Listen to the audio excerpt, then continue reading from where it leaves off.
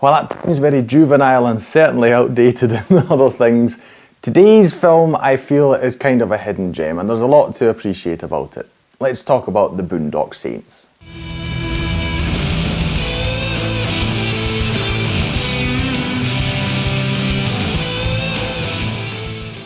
Hi, my name's Stu and welcome to another review video on Flying Wiener. Now I'm not just talking about the first film, the Boondock Saints, which came out in the year 99, I think it was, 1999 or 2000, one of the two. And we'll also talk about its sequel, which came out in 2009. But we will largely focus on the first one because that is the cult classic, that is what many people like. The sequel, we'll come to it later. I also have quite a few issues with it, but the Boondock Saints, if you've never heard about it, I wouldn't be too surprised because in my research I saw that its box office run was not big, it was really bad. It also had a very limited release, I will say that as well. But it really didn't make a lot of money. It was like just $30,000 at the box office or so. But once it was distributed, and there were a lot of issues with the distributing and official things, loads of companies arguing about many things. So it seems that this film had a lot of troubles just even getting out there. But once it did, it had a huge success in home media, and that is also how I came to it. Now, the last time I saw this film must be about, well, maybe not 20 years ago, but about 10 years ago, I would say. I probably introduced my wife to it about 10 years ago. She can't remember, unfortunately, but I'd love to hear again what she said back then. But I saw this film, I was introduced to it by a bunch of my mates, so we were like maybe 13, 14, something like that when this film came out, and they somehow had a copy of it. Funny tidbit here, in English it's called the Boondock Saints, in German it's called Der blutige Pfad Gottes, which means the bloody path of God. Which is actually quite a cool name, I thought even back then, quite a cool name. But yeah, just so you know. So we watched this film so many times because I used to hang around their place, those two brothers hang around their place pretty much every day, and we watched this film at least once a week. So, we really got stuck into it. And it's so over the top ridiculous. And I still love it to this day. There's so many funny scenes in here, so many great moments. But I will admit, as a film in and of itself, it's not that great. It really is not. And there are a lot of things to criticise it for, I suppose. Now, before we get too stuck into the various opinions on this film, I feel I should explain the plot very briefly to you. We are focused on two brothers. They're the McManus brothers, played by Sean Patrick Flannery and Norman Reedus. And they are supposed to be Irish. We'll come to that later. Now, they've got very simple factory jobs, they're just enjoying their life, and on St. Patrick's Day, or as the Irish would say, Paddy's Day, they are in a bar which is being taken over by a Russian gang, and, things go badly because they want to clear the place out. The whole thing turns into an argument, and yes, we see them getting involved in this scuffle. Now, what happens from this is they decide they're sick and tired of this happening to people, who just want to peacefully live their life, and they decide to become vigilantes, and they just want to take out all the mafia that's there. It might actually be Italian. I can't remember if it's Russian or Italian. I mean, the majority in the film is Italian. I just can't remember if the three guys at the start are Russian, but I believe they are. But they just, they go from the Russians to the Italians. They want to rid the population of this menace, which they deem as first and foremost the mafia. So that is basically what the film is about. We also get to see the police side of things, the official investigation. We have an FBI agent here played by Willem Dafoe, and I will say this is pretty much the first time I was really made aware of Willem Dafoe, and we'll definitely come to him later. And so we see their side of things. And yes, so we're just basically following them on their vigilante rampage. That is the basic story, really. There's not much else to say. It is also one of the big criticisms because yes, at times this film, and when you read up about it, the maker, the writer, the director, Troy Duffy, he does describe it as this, so he was at a really low point and he just felt sickened by all the things he witnessed in his life, and he thought, how cool would it be if you could just take all these bad guys, these villains out. I don't think it's a too out there thought, really. I feel that many people will have been in situations where they feel so helpless just by all the crime that goes on around them and wish they could do something. So I think it's fine. As you can imagine, as a teenager back then, you know, this was just cool. You know, this is cool. You're just taking matters into your own hands and you're going up against the mafia and cool guys with gun battles and all these things. You know, it was just through and through just a cool movie. Now, watching it back, I will say it is very, very dated, particularly when it comes to all the slurs that they're using. I mean, as you can imagine, a film around 2000, over 20 years ago, you know, you've got gay slurs being thrown all over the place, and, you know, it makes you feel a bit uncomfortable nowadays. I will say that. Generally speaking, though, I appreciate the humour in the film, though. They try to add quite a lot of humour. You know, it's not a dark, really brooding thing. There's a lot of humour in it. And the main standout thing I really need to mention is Willem Dafoe, because, you know, what an introduction for me it was to see him in this one. He goes completely over the top. He plays this FBI agent called Smeka, and he just, you know, he's at the crime scene, he listens to classical music while he's reconstructing, and that, by the way, is one of the things I like about this film. It's like the Batman games, the Arkham games, where you have in particular Arkham Origins, where you're reconstructing the crime scene, you know, trying to figure out what happened. And the same thing happens in this film, so we don't see it live, as it were. We see the police and Willem Dafoe's character arrive there and they're reconstructing. And I really like that dynamic. I think it's quite cool. It adds something to this film. It definitely makes it more exciting that way, to see them reconstruct it.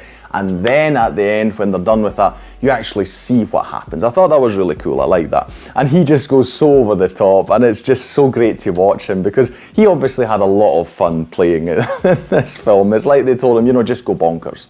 That's basically what it is. Willem Dafoe just going bonkers, and I love every second of it. It's amazing.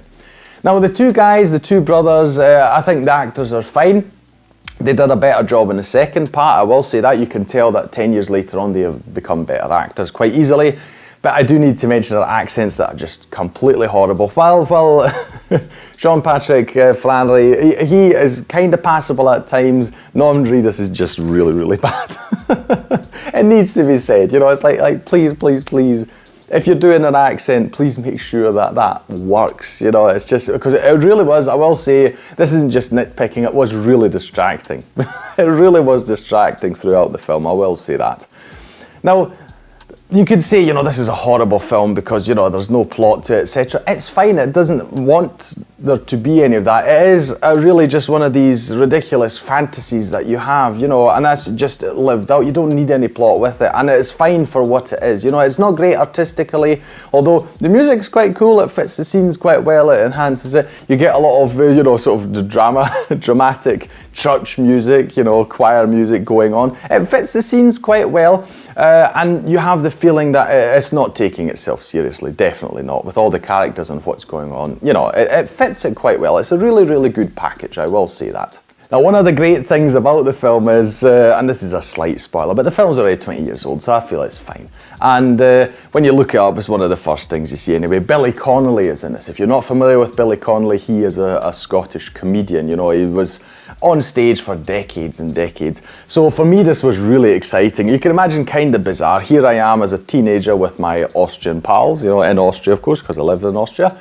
And they're showing me this film, and suddenly they have obviously no clue who Billy Connolly is. Why would they? I knew him at home because we had stand-up video cassettes, if you remember them, DVDs as well. You know, so I was like, oh my God, this is Billy Connolly on the screen, and it's really great. And they're like, who? You know, but you know, this is just one of the great things. Billy Connolly is in it, doing an Irish accent as well. So it's definitely one of the great things about this film. I feel there's a lot to like about it. Like I say, I get if people say no, it's just too bad, you know, but I will say I like how it's shot as well, but you know, lack of story, and yes, the language and racial slurs, etc. is really of its time, you know, it's really, really dated. But apart from that, if you just want a straight action film, you know, you feel like, yeah, let's do some vigilante justice. let's go ahead and watch it, you know. We were so enamored with it back then. My brother and I, we even had plans to get the tattoos that the two brothers have on their hands. It says Equitas and Veritas, Latin words. We planned on getting that tattooed ourselves. We were actually quite serious about it, but that thought just kind of faded away, you know, as other things came in between, and, you know, just focus shifted different places. But, you know, as a teenager, this was a great film, so if you want, like I say, a mindless thing, definitely watch it.